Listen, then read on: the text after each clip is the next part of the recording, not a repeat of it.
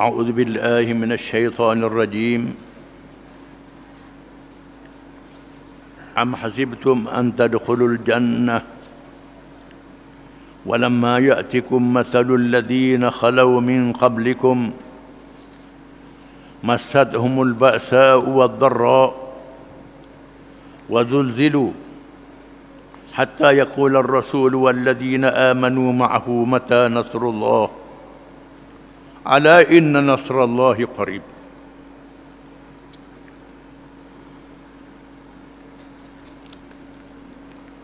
Maksudnya, adakah patut kamu menyangka bahawa kamu akan masuk syurga padahal belum sampai kepada kamu ujian dan dugaan seperti yang telah berlaku kepada orang-orang yang terdahulu daripada kamu? Mereka telah ditimpa kepapaan, kemusnahan harta benda dan serangan penyakit serta digoncangkan oleh ancaman bahaya dan musuh. Berkatalah Rasul dan orang-orang yang beriman yang berada bersertanya, bertanya, bilakah datangnya pertolongan Allah? Ketahuilah sesungguhnya pertolongan Allah itu dekat, asalkan kamu bersabar dan berpegang teguh pada agama Allah.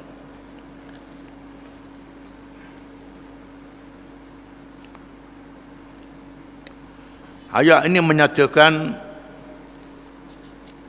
betapa mahalnya iman seseorang yang beriman dan amal yang soleh yang dibuktikan daripada iman itu, sehingga melayakkan dia masuk syurga. Syurga adalah nikmat yang tidak terhingga, tak mampu dibayar dengan harta benda dunia, walaupun sepenuh emas berapa kali ganda dunia. Nikmat syurga yang tak terhingga, bangunannya jongkong-jongkong emas dan perak. Emas sikit sudah mahal harganya. Ini bangunan syurga, emas, perak, mutiara, terlalu mahal, penuh dengan nikmat. Tuhan tanya, adakah kamu ingat kamu boleh masuk syurga dengan percuma? Tidak dengan percuma, mesti dibayar dengan iman kamu. Dan iman itu diuji oleh Allah Subhanahu wa taala. Begitulah barang-barang dunia ni. Batu kayu yang tak ada harga bersepah, ambil saja, orang tak kata apa. Boleh kutip tengah jalan, orang tak marah kutip batu. Nak berapa guni pikul tak urut. Tak ada benda kata, tak ada harga.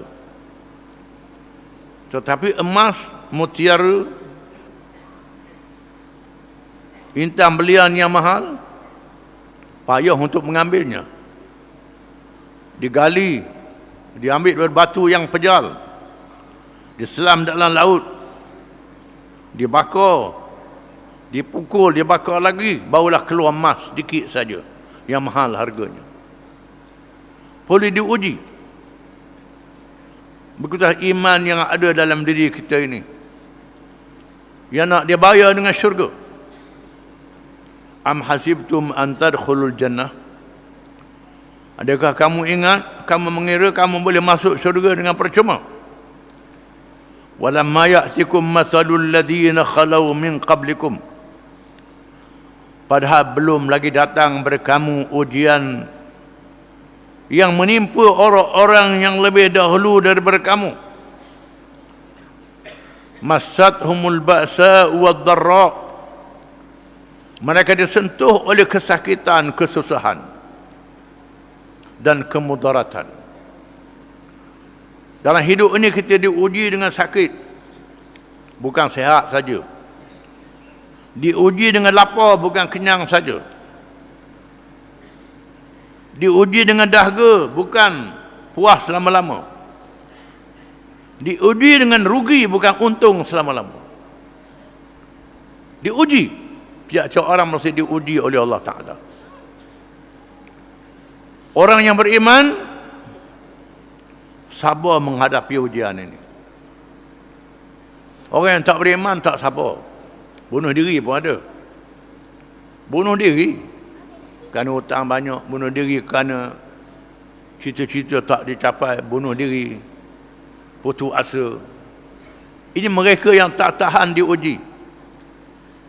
Cari Tuhan yang lain daripada Allah. Lupa pada Allah Ta'ala. Jumpa Tok Bamo, tu Tok Bamo ni, nujung tu nujung ni. Ini mereka yang tak tahan diuji oleh Allah Ta'ala. Ikhtiar, dia kata. Ikhtiar apa? Tak percaya ke Tuhan. Kata ikhtiar. Bukan ikhtiar tu. Salah. Mesti ingat pada Allah Ta'ala. Setiap orang beriman akan diuji dengan sakit. Kadang-kadang berubat baik, berubat tak baik, takkan nak berubat. Doa pula tak baik juga. Sabar. Kerana Allah Ta'ala nak suruh kita doa banyak-banyak, dapat pahala banyak-banyak. Kalau doa jadi lalu, doa sekali berhenti lalu, habis lah pahala. Ini ujian daripada Allah yang kita kena faham. Makin kuat iman seseorang itu, makin kuat ujiannya. Rasul-Rasul alaihimussalatu wassalam, kalau sakit kepala teruk pada kita lagi, demam teruk pada kita lagi, susah lebih pada kita lagi. Dengan sebab itulah martabat Rasul-Rasul ini tinggi mengatasi malaikat di langit. Mereka adalah manusia yang paling sabar. Kadang-kadang diuji dengan kesenangan, dengan pangkat, dengan kemewahan, kekayaan, lupa daratan, tak ingat tak bersyukur. Tak syukur pada Allah Ta'ala. Itu semua ujian. Bila sihat, lalai, tak tahan dengan ujian. Bila senang, tak semayang saja. Bila susah, maya hajat saja. Mayang fardu, maya hajat lagi. Macam-macam. Ingat ke Tuhan. Orang yang beriman, masa senang, masa susah, tetap ingat pada Tuhan. Akan diuji orang yang beriman itu. Apalagi mereka yang melibatkan diri dengan perjuangan Islam untuk menegakkan Islam. Yang dipilih oleh Allah Ta'ala, Rasul-Rasul, dan menyambung perjuangan Rasul-Rasul. Menyambung perjuangan untuk menegakkan Islam. Bukan untuk diri dia saja. Maka menghadapi kesusahan. Yang disebut macam lilin yang dibakar dirinya untuk menerangi orang lain. Sampai terbakar diri dia kerana nak menerangi orang lain. Orang tak nampak, dia sanggup membakarkan diri dia sendiri untuk menerangi orang lain. Mereka sanggup menghadapi kesusahan itu. Sehingga ada yang mati untuk menegakkan Islam. Kerana nak menyelamatkan manusia, dia mati nak tegakkan Islam. Manusia kata, oh dia nak kerja ke pakar, bukan apa tu, nak tu, nak ni, apa ni. Macam-macamnya kata pula. Orang tak tahu niat dia nak menegakkan Islam. Dia ingat tegakkan Islam ni malaikat. Makan tak, minum tak, apa tak. Tu tegakkan Islam. Manusia tetap manusia. Berusaha untuk meninggikan Islam dengan apa cara? Diuji dengan fitnah, diuji dengan ujian yang dilakukan oleh musuh-musuh. Wazulzilu, digoncang dengan sehebat-hebatnya. Musuh menyerang. Musuh bertindak, ada yang ditangkap, ada yang dibelasah, yang dihukum. Hanya mereka yang dipilih oleh Allah Ta'ala. Dengan sebab itu Allah Ta'ala memilih rukhsah, memberi rukhsah dan azimah. Bila seorang yang beriman menghadapi ujian, dipilih dua perkara. Yang pertama rukhsah, yang kedua azimah. Rukhsah ialah memilih dengan cara jaga iman dalam hati. Ini untuk orang jahil. Orang tak ada pengetahuan, tak tahu nak jaga iman dia, dia tak bercakap lah senyap. Jaga diri dia, jaga semayang dia, jaga anak beranak dia, cukup dia. Tapi orang yang tahu berkenaan dengan Islam, dia kena pilih azimah. Macam Nabi-Nabi, walaupun dia sembelih, walaupun dibelasah, walaupun apa, dia tetap bercakap. Para ulama-ulama yang mewarisi ajaran Nabi, dia mesti bercakap. Walaupun dia susah. Imam Ahmad, bila menghadapi Nabi Musa, Tuhan kata pergi berjumpa dengan Fir'aun. Fir'aun nak bunuh dia, pergi jumpa juga dengan Nabi Harun. Ibrahim berjumpa dengan Namrud, dibakar dalam api. Tak angguh, cakap lagi, tak berhenti. Dihalau, tak berhenti. Oleh ayah dia dan oleh kerajaan Namrud daripada tanah airnya. Tak berhenti menyatakan Islam. Ini dia Islam. Yang bercanggah dengan Islam tak boleh. Ini lawan dengan Islam, lawan Allah Ta'ala. Imam Ahmad bin Hanbal menghadapi kerajaan yang menganut mazhab Mu'tazilah. Di zamannya khalifah menganut ajaran Mu'tazilah. Banyak ulama-ulama yang ikut kerajaan. Imam Ahmad tegas mengatakan mazhab Mu'tazilah ni salah. Menyebabkan dia ditangkap, menyebabkan dia dibelasah, disebat. Lalu murid-murid dia kata, wahai syekh, apa salahnya senyap saja, jangan bercakap. Imam Ahmad kata, iza sakata al-alimu taqiyatan wal jahilu yajhalu famata yatabayyanul haq. Bila orang alim diam kerana memelihara diri dia, orang jahil dalam kejahilan, bilakah kebenaran akan ternyata? Di sinilah Allah Ta'ala, Nabi sebut dalam hadis, wa fadlul alimi 'alal 'abidi ka fadlil qamari 'ala sa'irin nujum, innamal ulama warathul anbiya ma warathu dinaran wala dirhaman wa innama warathu ilman. Bandingan seorang yang ada ilmu, yang menegakkan ilmu, dengan seorang yang tak lebar buat ibadat seorang-seorang, macam bulan purnama di tengah bintang-bintang cakrawala di langit. Nabi kata, oh dia tu tak lebar, berjuruh baik, hok ni duduk cakap banyak, kata korang macam-macam. Dia menegak kebenaran. Tuhan kata tidak. Mereka yang ada ilmu, yang bercakap ni macam bulan di tengah bintang-bintang di langit, yang hanya beribadat saja. Sesungguhnya mereka adalah waris-waris Nabi yang memfasakhi ajaran Nabi. Nabi-Nabi tidak meninggalkan wang emas dan perak. Nabi-Nabi yang meninggalkan ilmu. Barang siapa yang mengambil pusaka ilmu Nabi, dia mendapat bahagian yang beruntung yang besar. Maka diuji oleh Allah Ta'ala. Ini wazulzilu, mereka digoncang dengan sehebat-hebatnya. Dengan sebab itulah, bila ada tentera Ahzab mari nak serang Madinah, ramai-ramai 10,000 bala tentera. Tuhan sebut dalam Quran, walamma ra'al mu'minuna al-ahzab qalu hadza ma wa'adana Allah wa rasuluhu wa sadaqa Allah wa rasuluhu wa ma zadahum illa imanan wa taslima. Minal mu'minina rijalun sadaqu ma ahadullah alaih faminhum man qadha mahnahu wa minhum man yantazir wa ma baddalu tabdila. Manakala sahabat-sahabat Nabi melihat bala tentera Ahzab datang ramai-ramai mengepung Madinah, mereka berkata, inilah yang telah dijanjikan oleh Allah. Allah Ta'ala janji kita nak diuji, sekarang kita diuji. Benar janji Allah, menambahkan iman dan Islam mereka. Di kalangan mereka yang beriman itu, ada orang yang benar janji dengan Allah, ada kalangan mereka yang sudah mati kerana menunaikan janji itu, dan ada yang menunggu giliran untuk mati nak menunaikan janji dia dengan Allah. Tuhan sebut dalam Quran. Ini yang dimasukkan wazulzilu, mereka digoncang. Hatta yaqula ar-rasul walladzina amanu ma'ahu mata nasrullah, sehingga Rasul dan pengikut-pengikut dia berkata, bila lagi nak datangnya pertolongan Allah. Siapa begitu? Nabi Nuh alaihi salam 950 tahun dengan pengikut-pengikut yang sedikit 950 tahun diuji oleh musuh-musuhnya, sehingga orang menganggap mustahil Islam ni boleh berjaya. Sehingga pengikut-pengikut Nabi Nuh berkata, bilakah lagi pertolongan Allah akan mari? Ala inna nasrallahi qarib. Ingat, pertolongan Allah itu dekat. Akan tiba pertolongan Allah. Setiap yang tiba itu dekat.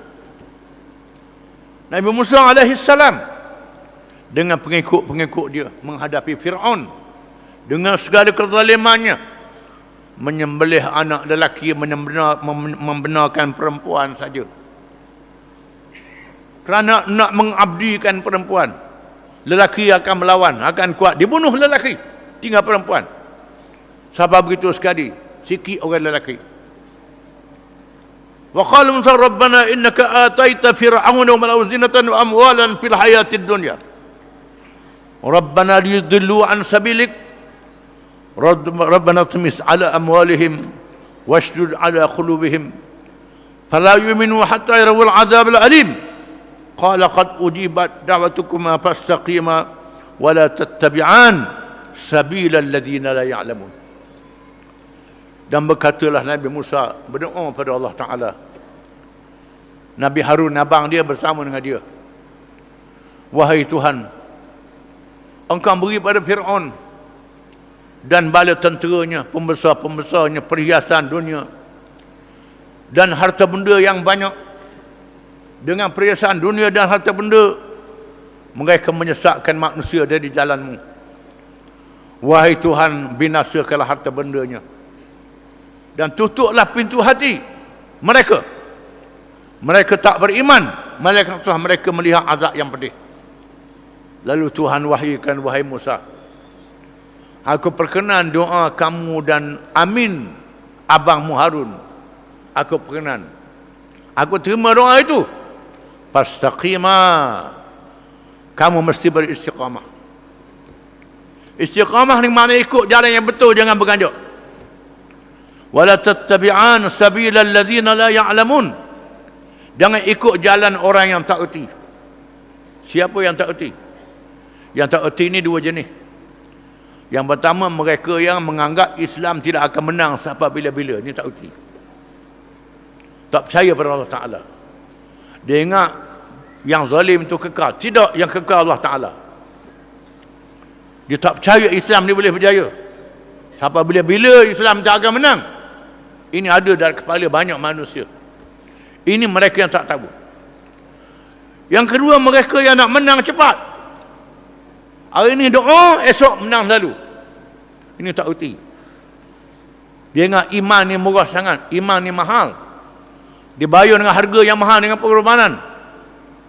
Allah Ta'ala memerlukan bayaran orang yang sanggup mati, menghabiskan harta dia.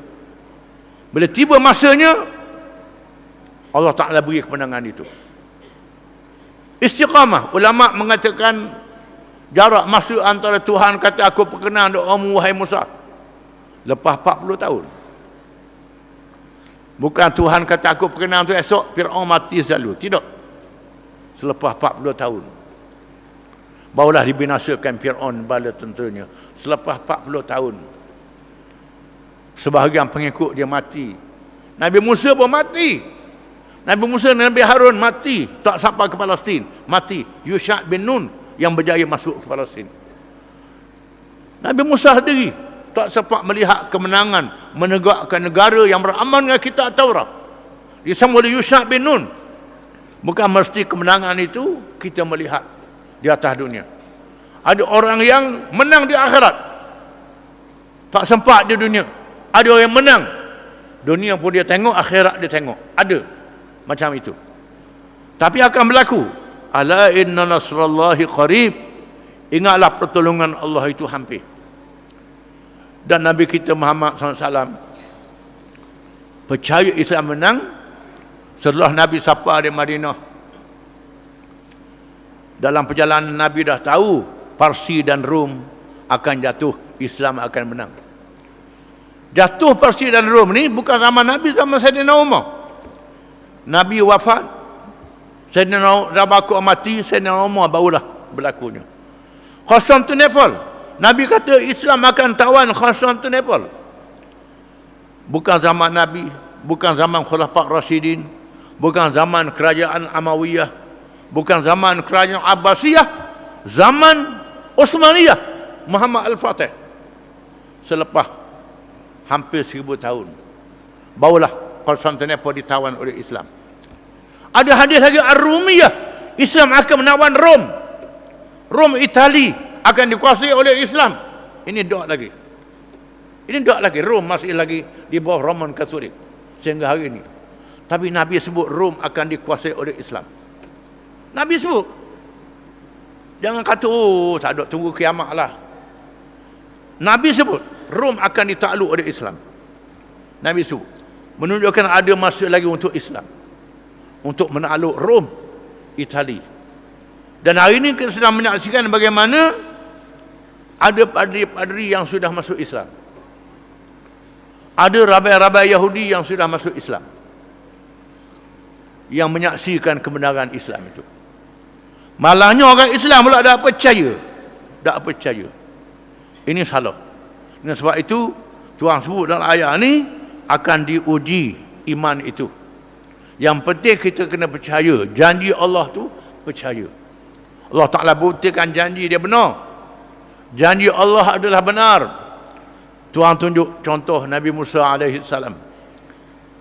Dilahirkan dalam keadaan Fir'aun mengeluarkan undang-undang menyembelih anak lelaki yang dilahirkan. Oleh kerana lelaki sikit, lalu Fir'aun ubah undang-undang. Tahun ni bunuh, tahun depan tak bunuh. Tahun depan tak bunuh pula. Tahun ada bunuh tu Nabi Harun Zuhair. Zuhair Nabi Harun. Tahun yang Fir'aun tak bunuh budak. Tahun yang bunuh tu Musa lahir. Bila Musa lahir, tahun pada tentera Fir'aun cari. Pulih-pulih Fir'aun cari orang mengandung, kalau beranak nak sembelih hak lelaki. Tuhan kata ke ibu Nabi Musa, campur anakmu dalam sungai. Letak anakmu dalam peti kayu, peranyuk dalam sungai. Anakmu akan kembali semula kepadamu. Allah Ta'ala yang berjanji adalah benar. Tuhan kata. Dia percaya pada janji Allah, capak sungai anak di dalam sungai. Lalu diambil oleh dayang-dayang permaisuri Fir'aun. Diatur oleh Allah Ta'ala. Lepas tu, nak bagi susu tak ada, tambah makan. Makan tambah, susu tambah. Akhirnya cari siapa dia yang boleh menyusu. Nabi Musa. Akhirnya mak dia je boleh susu dia. Orang lain tak boleh susu. Balik ke mak dia semula. Ini benarnya janji Allah. Allah nak berkata janji dia benar. Kalau janji atas dunia benar, maka janji akhirat benar jugalah. Di sini janji akhirat benar jugalah. Tuhan sebut dalam Quran ada Fir'aun, ada Namrud, ada kaum Ad, ada kaum Samud. Kita pergi bila tengok bila.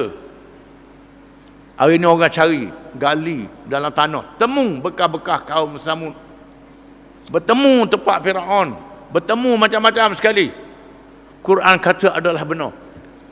Quran mengatakan matahari dan bulan cakrawala beredar dengan kawasan dan peraturan dia. Hari ini ahli sains duduk teropong tengok alat.